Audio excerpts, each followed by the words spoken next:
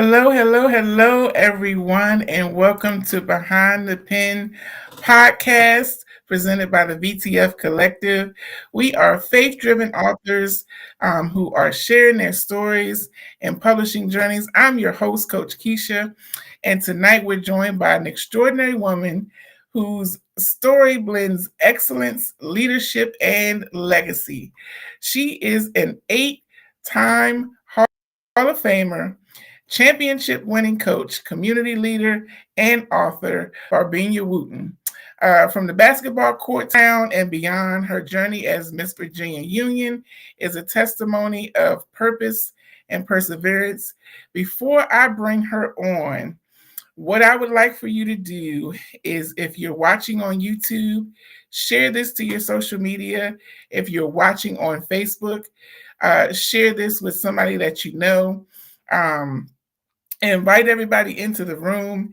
Leave a comment so that we can respond to you, whether you're on YouTube, whether you're on Facebook, whether you're on TikTok, Instagram, whatever platform you're viewing on. Leave us a comment. Let us know that you're watching us, and we will be happy to shout you out. So, without further ado, I want you to help me to welcome tonight's featured guest. Again, I'm super excited that she's here to be a part of this podcast for episode number 2. So welcome, welcome, welcome, Barvenia. Good evening. Hi, Lakeisha. Thank you.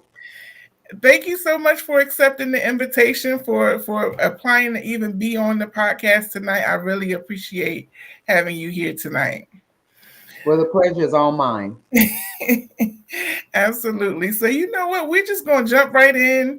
We don't have to go through all of the formalities. What I really want to know, in true behind the pen podcast fashion, is you have achieved so much as an athlete, as a leader. But what I want to do is take us back to the beginnings. Like, who is Barvenia before all the titles, before all the trophies? That's what I want to know. You know, Lakeisha, we were talking about that. That's a great question. And I've been thinking about that the last couple of days because, as you said, I have been fortunate to accomplish a lot of great things. But when I really look back and ask that question, like, who is Barvenia? I'm just this beautiful soul that came here to encourage and inspire others to their greatness. I've always taken on that mindset, growing up in the inner cities in Cincinnati, Ohio, and just being able to live and have fun.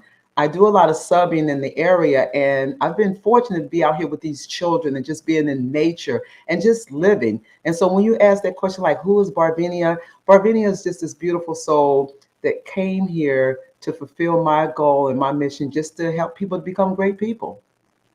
I love it. I love it. Absolutely. And that's what it's really about. We can't forget our roots and where we No. came from, because that's exactly what built the foundation. No matter what it looked like, that's exactly what built the foundation for us to get to where we are today. So, speaking of foundations and inspiration, what first inspired your love for basketball? Well, it's interesting. I share with a lot of people that growing up in Cincinnati, Ohio, in the Midwest, when we were in elementary school, we actually had organized teams. So I love playing sports. And think about today, unlike the children today, we didn't have technology. All we had was outside, right? We went outside, we played, we explored, we had fun, we fell on the ground, we got up, we got dirty, we got injured, but we kept on getting up. And so going to the elementary schools in Cincinnati, Ohio, we had an organized volleyball team and we had track meets. We would actually have city track meets for the elementary school.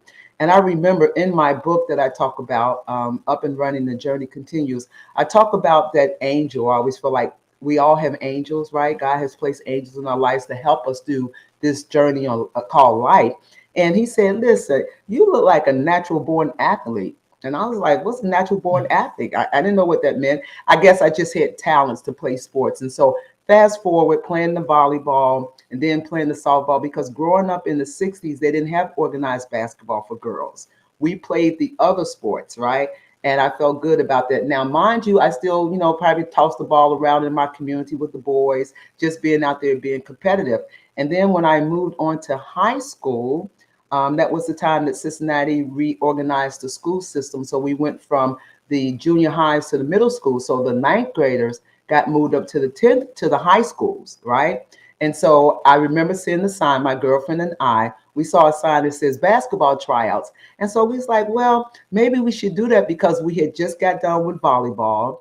We had to wait until the softball season, which started in the spring. And so we joined the basketball team. And, the rest is kind of history. And I just fell in love with basketball. Absolutely, absolutely. When you say natural born athlete, I've had times. Well, you all can't tell from where you are now unless you know me. I'm 6'4", and I just remember people walking up to me talking about, "You play basketball, don't you?" I could tell, and I'm like, "Is it my height?" And so one guy, he said, "I'm a coach." He was like, "I could tell by the way you standing that you play basketball." Yes, yes, yes. I It was the said, same way with "Okay, all me. right." Yeah, we were recruited because of the height, right? And we were told to go get the other girls in the school. Go find other girls. Go ask them if they know how to play or if Uh-huh. they want to play. Just mostly time Yeah. because of the height, though. Yeah, absolutely. And I come from a family of, well, the grandkids and the kids are tall. I guess it Oh, skipped the generation. oh, Yeah, yeah. So you mentioned your first book, but we know that you were a part of a second book as well. right. Um, what's the name of the second book? Tell us a little So bit about how you came to be in that book. well, thank you, Lakeisha, for helping to be the publisher of this book. We had a wonderful project. So the name of the book is Up and Running, and I'm sorry, it's The Legacy of the Crown. All right. So Miss Cherie Tillery, the author of the book, decided that she wanted to recognize all of the queens and what they meant to Virginia Union. And so there, you and the two of you got together and you put together this historical, finding about the beginning of Queens at Virginia Union, and you brought it all the way up until I guess 2019. I think it was 2019 or 2020 Mhm. Queen, and what it gave the queens that really wanted to be a part of the project an opportunity to talk about their reign, what it meant to be a Miss Virginia Union at that time, of the time that I reigned. So I'm excited about this book, and what it was able to do and has added more value to my life, because not only was a queen, like you said, but I also played 4 years of basketball during that time as well.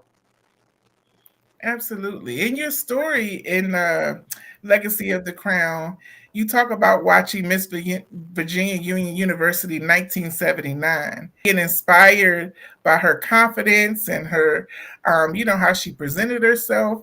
What Correct. did that moment like awaken in you as a young woman? Wow. When you get a chance to look back, you don't see it while you're going through it, right? But when you take a step back and you really see how your path was ordained and everything lined up. And so, being a freshman at Virginia Union during my time, we were all assigned a senior, they call it a class leader, your big sister, so to speak, right? And Mhm. that was the individual supposed to help you navigate your freshman year at college. And I happened to have Corliss Bailey, and she was Miss Virginia Union at that time. And I tell you, she wore it well. The royalty, how she carried herself, a person of character.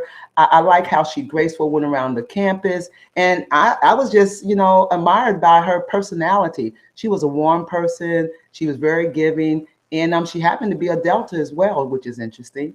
And so I said to myself, wow, I might want to run for Miss Virginia Union. I was just kind of throwing that out. Now, let me just share with the audience. I had to go back and remember that I was on the homecoming court in high school.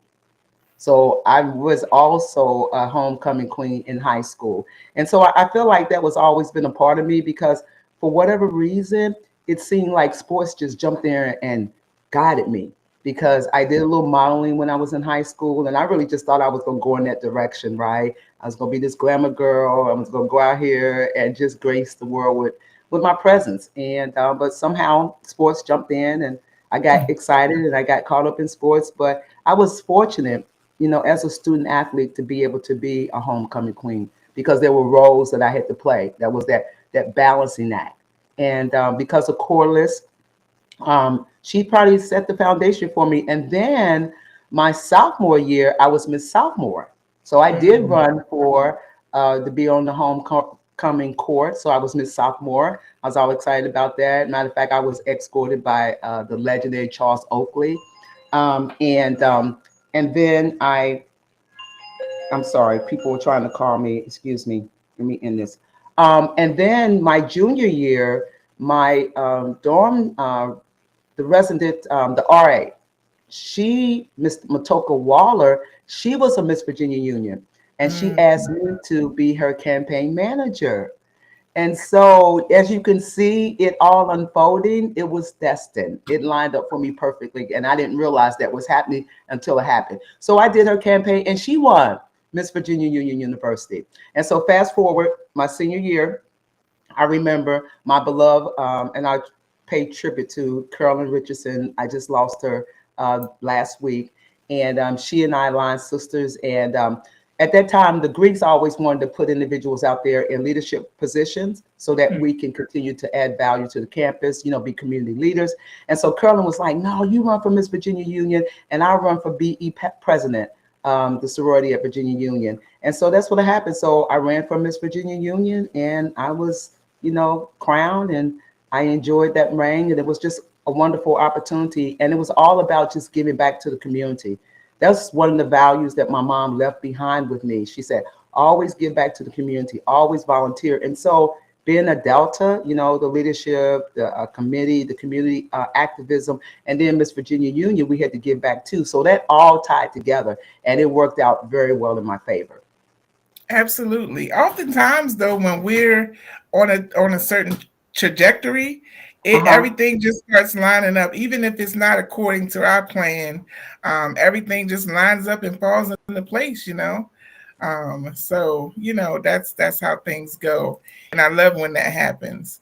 Um, how did your experiences at Virginia Union shape the woman you've become? I tell you, those dear old walls and hollow grounds, may they forever be. VUU, my alma mater, I will always love thee. That was the time back in the 60s when we were told to go to college. Going to college at that time was a big thing. I'm a first generational person to go to college. And I was destined to go to college. I was excited.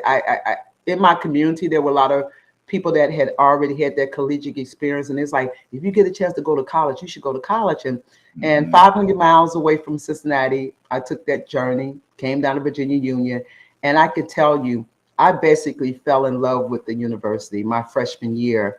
I met a lot of individuals on the campus, and it was just this sense of community, of belonging. Like we were together there. And because I was in sports, and at that time, all of our sports teams were doing extremely well, our men's basketball team, our football team, our track. And we just enjoyed being around each other. We had professors that cared about us, right? We had to make sure we went to class. And if you didn't go to class, you dare not show your face. Like I teach classes at Virginia Union as well, but you would dare not show your face on campus if you didn't go to Miss that so and so's class, right? And they Mhm. cared about it, and they poured into us, and we knew that they were not getting paid a lot, but because they wanted us to succeed, and because they poured into us and they nurtured us. I mean, I took it full advantage of it, and I enjoyed it. And so, 4 years in Virginia Union, I tease with my children today. I have two adult children, and I always jokingly say, well, I could have finished my basketball career, right? And then 4 years later, I could have stayed and played volleyball. And then 4 years later, I could have stayed and played track. I had a wonderful time. Look, Lakeisha, I feel like I was what they call a little old soul, right? I was born with some wisdom with me. I wasn't rushing to go out into the world. I wasn't cared about going to work and paying some bills. I was getting a free education. You get free food. You got free rent on the dorms. I mean, and you're traveling all over the area, the states, playing the sport that you love. Why would you rush to go on to become an adult? So I definitely Right. enjoyed my time as a student athlete at Virginia Union. Absolutely. Yeah, it was, I mean, fun times, fun times. And I'm sure that you have so many stories that you could tell and so many experiences that we could reminisce on. But I just appreciate, you know, how our experiences have shaped the women that we've become today, because I could tell stories as well. But you did mention two powerful mentors, one tonight and one in the book as well. And so we did talk about Corliss Bailey, and then we Yes. talked in the book. You talked about Dean Doherty, Dean Uh, Carolyn Doherty. yes, Curlin Darty and my the legendary Dr. Ruth Harris. Yes, yes, Yes, yes. yes, yes, and she's still living, 93 years old, and they have a Wow, leadership program that's named on her behalf at Virginia Union, because wow. she was the Yeah. first So Black female to earn her CPA in the state of Virginia. wow, in the entire state, huh? That's And can you amazing. imagine That's amazing. back in the 30s and 40s what she had to deal with? And I was I fortunate. can imagine. I can imagine. And Curlin Daltrey, absolutely. That woman, I tell you, they taught us how to carry ourselves, right? So that was the wonderful thing I learned about Virginia Union. And no pun intended to our young ladies today, but the way they dress and the boys, that would not have happened, right? We were told to be proud of who we were, right? There was that dignity, that respect. You don't show that. We were taught to be ladies and carry ourselves in a certain way. And so Miss Daltrey, yeah, she poured into me. She helped me a whole lot. And I felt like, she did that with other students. I just feel like I had a little special place in her heart. She's like that Barvenia, she's just out here just doing her thing and just, just taking, advantage of the collegiate experience, being at a HBCU. Because at first I had not planned to go to HBCU, but the last minute I made a conscious decision to go. Yeah, and that happens. That happened with me. I went to my first year HBCU, but then I switched and ended up at Coppin in Baltimore, and that's where I graduated from. So, that makes a difference sometimes too. I really love how mentorship played a role in your journey. I think that prepared you for certain things. So let's talk a little bit more about mentorship and the actual process and meaning of becoming Miss Virginia Union. What was it like running for and eventually being crowned Miss Virginia Union University? Well, as you mentioned before, the mentorship was very key, right? If I talk about the Corliss Bellies and I talk about the Matoka Wallers, that experience prepared me to be able to run a campaign. And because I actually had run a campaign, I knew exactly what to do. And I just went around and talked to the students, one on one, sharing with them what my platform would be. And my platform was about giving back to our student athletes or just giving back to our student bodies in general. I wanted to help them to be successful as well. I wanted to be the example to model that what it looked like, right? That champion mindset, like what it means to go to class, what it means to get good grades, what it means to go and make sure you get your degree. And I remember we had a large concentration of international students that were from the motherland, Africa.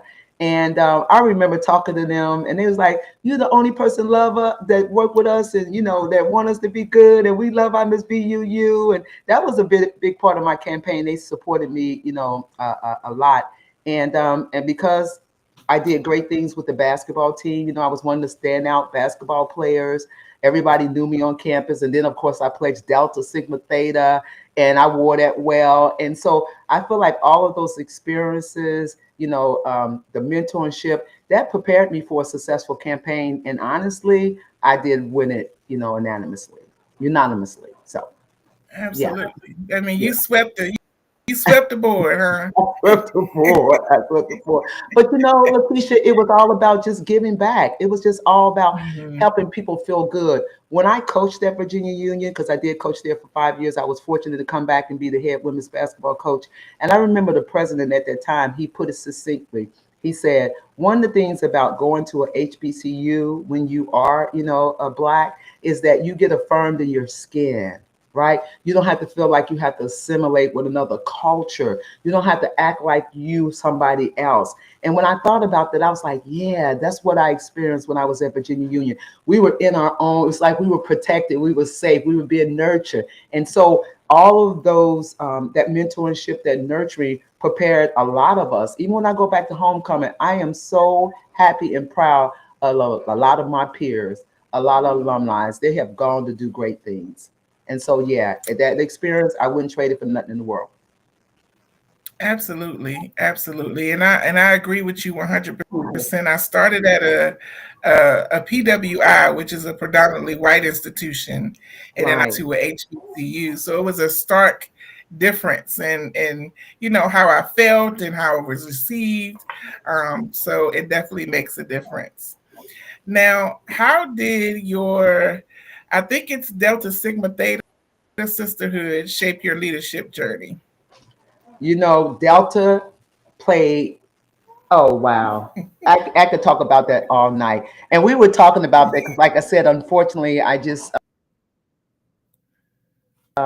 celebrated, I call it Celebration St. Thomas, that passed away, transition this past week. And we had a chance to talk about it because a lot of Beta Epsilon Soros from Virginia Union, we were there to support her. And I could tell you at least two powerful things that I learned about pledging at Virginia Union. I learned about being on time. I learned about being prompt, right? Sisters didn't play. You show up, you show on time, and when you're on time, you're late, right? We had to make sure. And then it was all about that feeling good about who you are. We were taught how to be confident in who we were, right? We walk with this confidence. We walk with this belief that we were who we wanted to be within that university, right? And so those are like two lessons that I learned about being on live for Delta Sigma Theta. And we have some strong black sisters, and I could tell you right now, they did not play, right? And we talk about those stories, like you said, there's a lot of stories we can share, but I could just share with you that I would not trade that experience for nothing in the world. It definitely shaped and molded me to be the person that I am today. So I am definitely grateful and thankful to Delta Sigma Theta, Beta Epsilon chapter. Absolutely. Absolutely. I love it. I love it. So you describe learning from previous queens. If there was something that stands out, or maybe some of the most valuable lessons that you can still recall today about maybe grace or leadership or just representation, what comes to mind? Hmm. The one thing that I know that comes to mind is to always stand in your greatness. I saw these women just walk with this confidence. It wasn't an arrogance, it was a confidence. They knew who they were, they felt good about who they were. It didn't matter. And as I watched them, and not only in their speaking, but in their actions, all of the queens that I was a part of, they had great grades. They made sure. Matter of fact, when I was online, you had to make sure you went to class. You had to make sure you maintain your GPA. And they carried Mhm. that character about them. It was so strong. And it resonated with me because, as I was looking at them, I realized they were looking at me. It was that mirror effect. And I will always be thankful and grateful for just looking at them and how they carried themselves. The women, they were beautiful.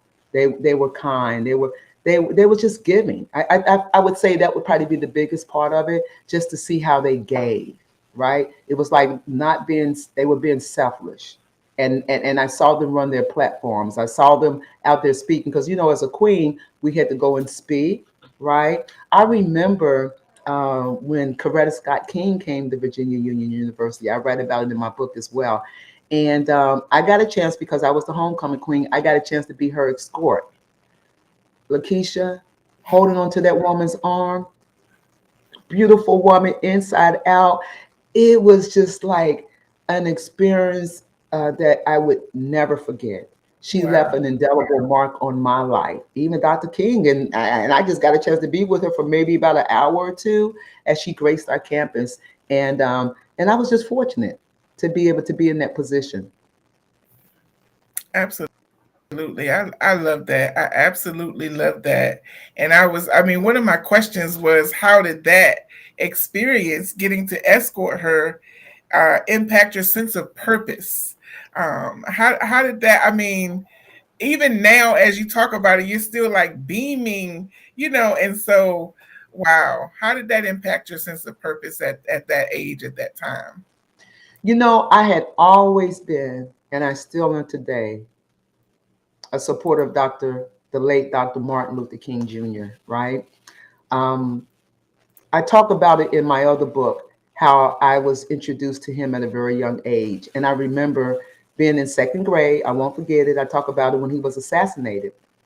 And I used to always say, why would somebody do that, right? This was a man that wanted to make a difference in everybody's lives, regardless of how people look at it today, right? Everybody has their opinions. But at the end of the day, I felt like he did a great job for our community. And matter of fact, he did come to our campus. I think he had visited our campus like maybe 3 or 4 years prior to Dr. Coretta Scott King coming. Because at that time, think about it, the black leaders at that time, they were going to the HBCUs. They were out there encouraging us to go to class, to get our degree, to be somebody, to make our life mean something, to leave behind a legacy. And so when I was told I was going to be her personal escort, I was beyond myself. I was nervous. Of course, you're nervous. I don't know. I didn't know what to say. I didn't know what I was going to do. But of course, Miss Daltrey, good old Miss Daltrey, prepared me and trained me. And she said, this is how you handle this woman, of royalty, this great woman. And just to be in her presence, I know that also impact my life as I think about it. Absolutely. Absolutely. Who gets a chance to do that? And I did. And I'm always grateful and thankful for that opportunity. That's amazing. Absolutely. I mean, you've lived out so many callings. I mean, athlete, queen, coach, author, and yet it seems that you remain so grounded um, in service and in purpose and in faith. Let's talk about that a little bit, and kind of how, like from the court to the crown. You I like were that. you were an 8-time Hall of Famer, and that's incredible. What kind of mindset carried you through your basketball career? you know, I'm reminiscent of having the experience of seeing a lot of my friends, and mainly the boys, that got recruited by the PWIs. And back in those days, we already know why they were recruited. They were not recruited because of their intellectual abilities. They were recruited because of their athletic abilities. And I made a vow to myself as I saw them in my community, I was not going to be a jock, right? Because that's what we were known for back in those days. They recruit us, she could run fast, he could throw the football, they could slam the basketball. And I was like, no, I'm not going to do that, because I was fortunate. Here's another fun fact, that the Reverend Jesse Jackson and the South, his organization, the SCLC, came to my high school. And I remember him asking who was the captain of the girls basketball team. And at first I wasn't going to say anything because I was shy. And then I finally, come on, players, nudge me. And so I raised my hand. I said, I am. And he said, let me tell you something. And he kind of said some words of encouragement. I'll never forget him having us to echo, I am somebody. I am somebody. We had to say that, right? So we had to internalize it and feel good about that. And so fast forward, I said, well, when I get a chance to go to college, I'm going to play basketball. I mean, I played volleyball. I could have got a scholarship in volleyball, softball, or track. But for whatever reason, basketball just took over me. And the seniors on my high school team told us, they said, if you continue to play at the level you're playing, because I was all city, I was all state, they said, you'll get a scholarship to college. And I was like, a scholarship to college? Oh, that sounds good to me. And then I was also told to make sure I went to class. I had great teachers at high school that wanted to make sure that our Black students got good grades. And I always wanted to stay on the honor roll. And I'm going to tell you, in just a nutshell, I always wanted to make my mom proud. May my mother Absolutely. rest in peace. A lot of when you talked about that core values of who I am and how I've become, it's all because of my mom. My mom, I mean, I'm just tears would come to my eyes now, but my mom, just relentless, was a community activist. She was always in the community helping people. She always wanted to do great things with her life. And I saw that. And I felt like that dropped into my lap out of the five other four siblings that I had. And it was like, no, I got to go on. I got to do something with my life. I got to make my life count. There's a quote, and I know you're just going to ask me about some quotes. So there's a quote that says, Muhammad Ali says, don't count the minutes, make the minutes count. And every time I think of my life, I understand I'm here for a reason and a purpose. And I want to fulfill my reason and my purpose. And a lot of great people say that I want to die empty. I don't want to leave anything behind here, because we all have a meaning and a reason for being. And we've got to own that. We got to do that, because even though we think life is long, it's not, right? I don't want to sound morbid, but our lifespan, right? And we talk about that dash. I didn't know when I came here. I don't know when I'm going to leave, but guess what? I know what I'm doing now. And so make these moments count. And so with that wisdom that my mom imparted in me, and just making a difference in my community, it has shaped me and molded me to be the person I am today. And I'll continue until, until. Until. Absolutely. I love that. I love everything that you just said. Um, and it speaks to your championship mindset, which Yes. is a philosophy that you can not only that you should not only apply to sports, but how do you apply it to life and faith? That's interesting, because that's what I talk about in my book. It's like those lessons that we learn. Basketball, any sport, in my opinion, teaches you life skills, right? We can go on and name the discipline. Discipline is big for me. A lot of times people look at discipline negatively, but it's not. It just keeps you on track, right? It holds you accountable. It makes you responsible, right? And then we talk about the commitment. I tell my ball players all the time, when you join something, you don't quit it, right? You stay to the end, no matter how doom, gloom it looks. You stay. When you start something, that's what my mom taught me as well. When you start something, you finish it out, right? And then we talk about the integrity, having integrity about who you are. And then we can't forget about the work ethic.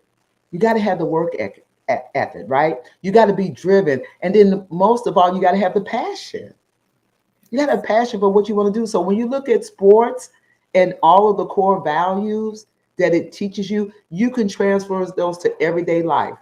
And that's what we tell our young people today. Listen, you can't quit in the middle of something. That's just like when you get ready to go to a job and all of a sudden you don't like your boss, or you don't want to go to work the next day, but you got to pay bills. You got to get up and go do that job, right? Because at the moment, if I can say that, it's not about you. It's not about you. It's about the thing that you're pursuing. And a lot of times, those sports have taught us to make sacrifices. We always sacrificing something, be it, sacrificing your time from hanging out with your friends, or sacrifice that extra 2 hours of sleep, right? Or sacrifice you can't go to your grandson's or your child's event. But we're always sacrificing ourselves for the greater. And if we do that, then I feel like things align for us and we're on our path in terms of being purposefully and driven to be the person that God has ordained us to be. Absolutely, and what you said is so true, and it just brought back to my mind. I had a basketball coach, and I had a track and field coach, and to this day, I can still hear stuff they used to say. And you actually just said one of them was, "If you're on time, you're late. If you're early, you're on time." And I mean that is so ingrained in me. And this was my track coach, if we came late, you would have to do extra work. It was something extra. You had to do extra laps or whatever, but it was something extra you had to do. And so, it kind of ingrained in me and taught me, those values that I carry with me to this day, over 20 years later, from shot put and discus and basketball to now, being a business owner and a author and all of those things is still there. So It set the it definitely. foundation, right? We created that foundation.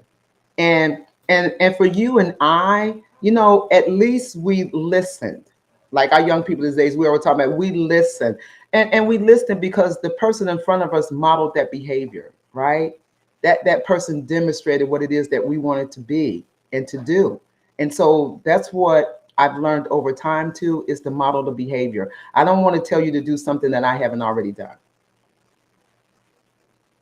So Absolutely. a lot of my coaches, the legendary Tricky Tom Harris that recruited me from Virginia Union, I'll tell a quick story too about, being prompt. So my homegirl and I got recruited. We messed around. We missed our flight, so we had to do, we got to wait, and then of course we had to. Then I finally got on the plane and we flew home. We flew to Virginia Union. We walked into the gym, and I can tell you back in those days, young people can't take what coaches would say to them, right? And I'm gonna keep it clean. When he got done, my homegirl ran out the gym, and I'm thinking, like, what's she running out the gym for? Because I don't have any money to go back to Cincinnati. That's 500 miles. I'm gonna go up to the top of the bleachers. I'm gonna sit up there, and then I thought about it because remember, we were late, and we had come back from the holidays, and I came back. I never forget. I came down the bleachers. I had a conversation with my coach, and I said, "Listen, coach, you know what? I'm not gonna make any excuses. I hadn't pledged Delta yet, but I'm not gonna make any excuses. I was wrong. What do I need to do to keep my scholarship?" Now I was humble. I could have just left Virginia Union and gone somewhere else, but I knew that he was there to teach me a life lesson. And from that day on, asked me if I was late. Never. Never again. I am One time. sure. One time. Mm. One Hmm. time. And I do, I get it. And circumstances happen, we get all that. But at the end of the day, you already know you have to prepare yourself, right? And greatness is about preparing yourself. When you talk about the championship mindset, you got to prepare yourself. You got to do the extra work, right? You got to get down and you got to get dirty with it. You got to cry sometimes, right? Because it ain't always easy. I just want to let the audience know it's not always easy. We're going to go through some rough times. We're going to go through some challenging times. But that's what being a student at Virginia Union taught me. That's what being a Delta at Virginia Union taught me. That's what being an athlete at Virginia Union taught me. You got to persevere no matter what it is that you're challenged with, because what we don't realize is that on the other side is waiting for us. And you heard those stories when people quit too soon. You quit too soon. No, you got to knock that wall down. And then let's talk about it, Delta, but you got to knock it down. You got to Yeah. go through it. You got to get some tough skin. You got to get, a lot more stronger, a lot firmer. And that's what life lessons do for us. I feel like a lot of times we've run from those Yeah. and then they come back. But if we stand 10 toes down, as they say today, right? And I say every adversity has within it a seed of a greater benefit, stay with it. It's going to happen. And the moment that you walk away from it, that's the moment that you've lost. Absolutely. Absolutely. And that's a perfect segue into a quote that I pulled from the book you wrote. We must stay focused and committed to being the highest version of our best self. What does that mean if I was in high school? Um, how would you tell me to apply that practically? Like what's the practical application of that quote? The practical application of that quote is, number one, is to take time to ask yourself what is, how we ask that question, what do you want to be when you grow up? Where do you see yourself in life?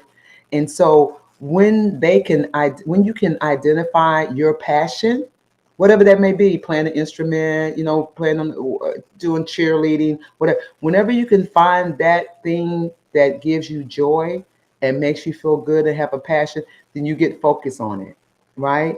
And then you find a way to set your goals. You got to have goals. Young people don't understand how important to have goals. And I had goals. I had dreams. I still dreaming. I had aspirations as I wanted to do something great with my life. And then you tell them you got to make it count. A lot of times the peer pressure is what stops a lot of young people from focusing, from being able to step into their greatness, because they're all caught up in what he say, she say, that. And I guess I was kind of fortunate that I wasn't going to let that stop me. I was destined to go on and make my family proud. and especially my mom. And so when we talk about the practical application, it's about defining what it is that you want to do with your life. And you might not even know right now. It might be something, different. And let me just say this about you. I learned about me down the road that I am a writer, right? I didn't really see that when I was younger because I was moving in the basketball world, sports world, education. But over time, that presented itself. So I would say start where you are now, whatever it is that you're dreaming to become.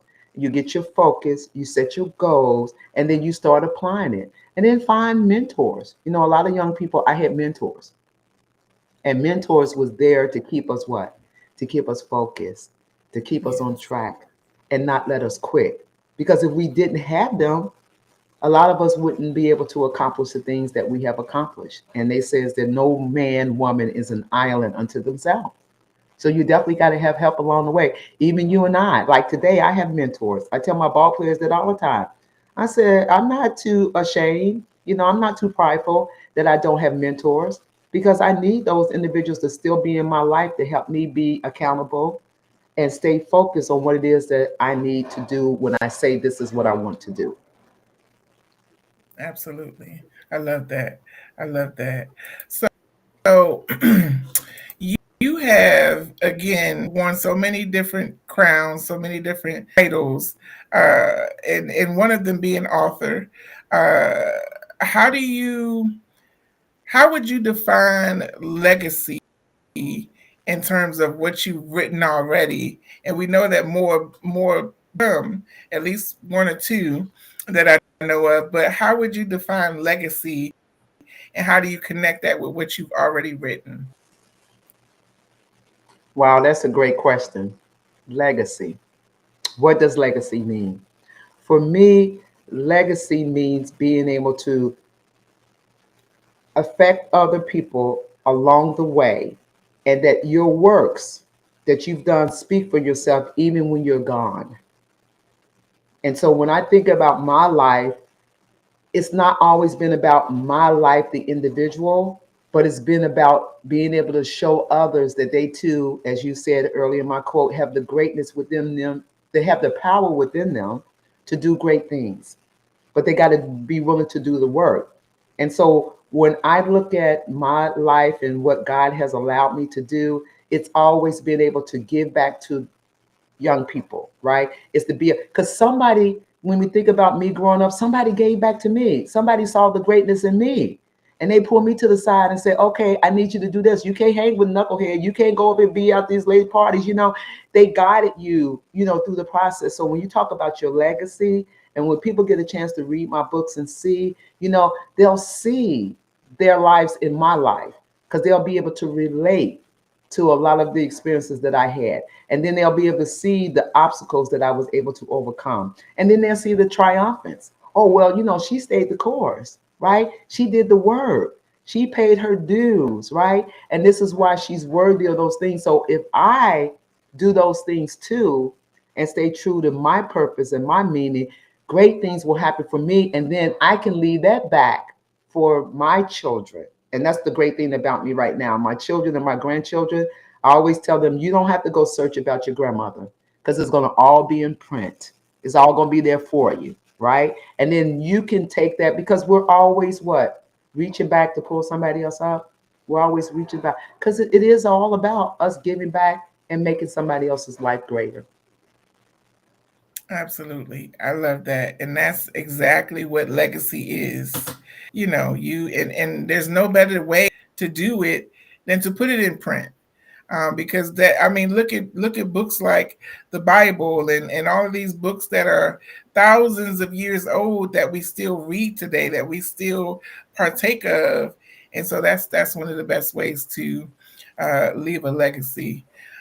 So we always have a fun segment on Okay. our podcast, and it's just a way for us to get to know you a little better.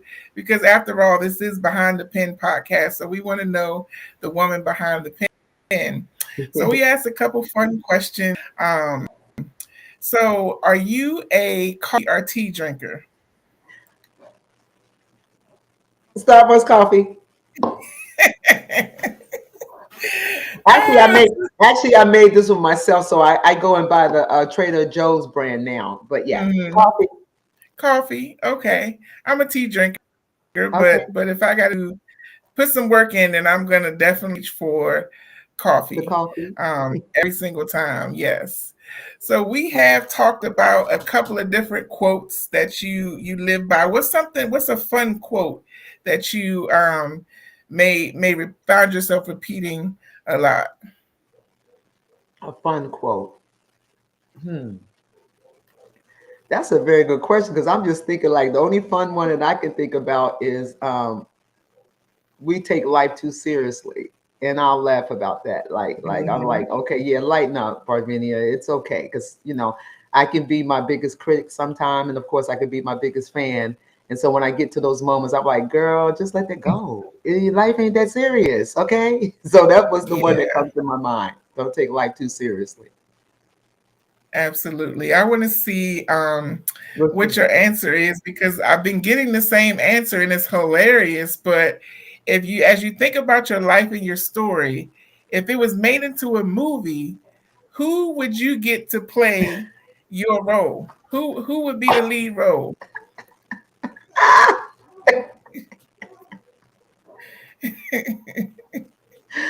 Woo!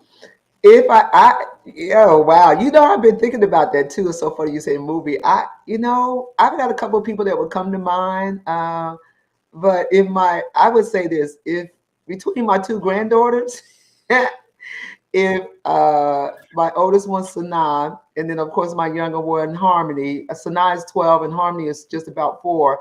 But I love the fact that when they come to visit me, they're always mimicking me. Right? They'll put on my glasses. They'll go to my computer. They'll get a book. They be like, okay. So I mean, off the top of my head, those will probably be the word because they's like, my grandma Nini, she's something else. Yeah, yeah. Yeah, that's funny. Typically, they have us down. You know, your grandkids, your nieces, nephews, they have you down so well. Down pat, Um, right? and you just like get out of my business. Stop paying such.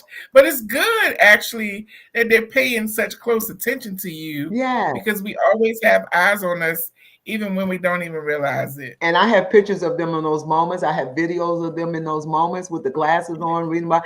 And my oldest one did one. She's like, "Hi, my name is Barvenia Wooten. How can I help you?" I was like, "Girl." I love it. I love it. Absolutely. So, last kind of fun question. Would you choose the beach or would you choose like mountainside, lakeside getaway? It's gonna be the beach. Let me tell you, I've always loved the mountains. However, I am a beach woman. I so enjoyed my collegiate experience down in Florida. I was the head women's basketball coach at Florida State College at Jacksonville. And I can tell you, I was so glad that the student athletes bought into practicing our preseason practice on the beach. We would be there at 5:30 in the morning, Lakeisha, and we would bring the sun up. Can you Wow. just imagine? And I mean, I was at the beach just about every day. And as I met a lot of the residents there, it was so surprising, but it wasn't surprising that a lot of them didn't really go to the beach. And so what happens is, and then I don't say this for most of us, that's what happens. We take for granted the things that are right there in front of us, where others would love to have that same, opportunity. It's like we're always looking outside of ourselves, running to get something to go and do this, and stop and realize that everything that we need is right here within us. And so when I thought about that, I was like, I'm at the beach 3 times a week after practice. I'm bringing the sun up, I'm taking the sun down, but the beach. So Absolutely. the water is so calming, it's so refreshing, it's so just inspiring. So I definitely like the beach. Okay. So you would have coffee at the beach. Oh, I did. Mornings I would Saturday mornings, Lakeisha, and Sunday mornings, I would go down there Mhm. early. I'll have my chair, I would have my books, I would have my coffee, had my little music, and I would sit down there for a couple of hours. My moments of devotion and meditation, it is so wonderful to be able to sit down up there with the water and just the breeze. So yeah. I love it. I love it. Well, we need like another hour to even cover, your basketball career and a lot of the other things that you've done, but your story is so powerful. Um, it's really a true reminder that purpose and preparation walk hand in hand, and that discipline and commitment, dedication, and just in that championship mindset also go hand in hand as well. So we have just touched the surface of who you are, but it's definitely been a pleasure tonight just to talk about your journey and your faith, and I appreciate you just coming on and covering those things and just going over those topics with us. Now, if what message would you want to give to a young woman if you think back maybe to when you were 18, something that you might would have wanted to hear? What's something that you would want to say to someone who is aspiring to be, whatever, a homecoming queen, a writer, an athlete, a coach? What would you say to them? I would tell my 18-year-old woman at that time is that you have to remind yourself to do the work, right? And you can't get distracted by things that are going on that has no kind of a meaning to you becoming the person that you want to be. And I feel like a lot of times, if we don't have that mentor in our lives to help us guide us, and not that we won't get sidetracked, but we can get there faster, right? We can get there a little sooner. We might be able to avoid some of the pitfalls that we were never meant to experience. And so if we can keep, and I remember working in, here's another little cool thing too. So I have 21 years in financial services, right? And I remember one of my best managers, he says, Barvenia, this is how you stay successful in this business. You keep the blinders on. You don't get caught up in this over here. You don't get caught up in, because all that is happening and it's going to happen. But if you keep those blinders on, and what does the word say? Keep your eyes on the prize, right? And keep yourself moving forward, then you're going to get there at a quicker pace, right? With a little less headache. So to my younger self, even though I know that I was on, a mission to do great things, there were a lot of things that I know that I could have left alone, that allows me to get to do some more things. Not that I need to do any more things, but to be able to accomplish some more goals, some more dreams that I wanted to do. So to the younger person, yeah, be true to thy own self. I love it. I love it. So I want to take a moment to shout out a couple people. I'm gonna pop them up on the screen Okay, here. Um, can you see okay. I know some the people were trying chat to get on there? time. Oh, Let's see. We have. I think we have a. Is that Kwame Rawlings? Kawan I'm. Raleigh. I apologize about that. Yes. Um, Let's said see. That's proud okay. proud mentee of Coach Wooten. Proud mentee. Then we had Vicky C. That's my daughter. Uh-huh. She said go mom. Uh-huh. And then we have Stephen. Uh Lewis. there's not a last name, but looks like he said Coretta Scott King. Uh what an experienced coach. Didn't know that you escorted Coretta Scott King. Yep.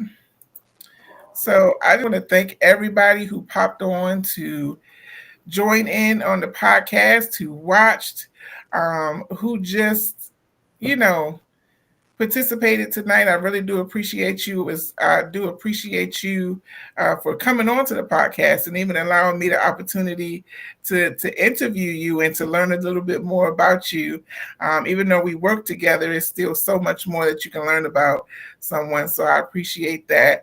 Scrolling across the bottom of the screen is all the different ways that you can get in touch with Barvenia and learn more about her, learn more about the Richmond Roadrunners, and see what they have going on.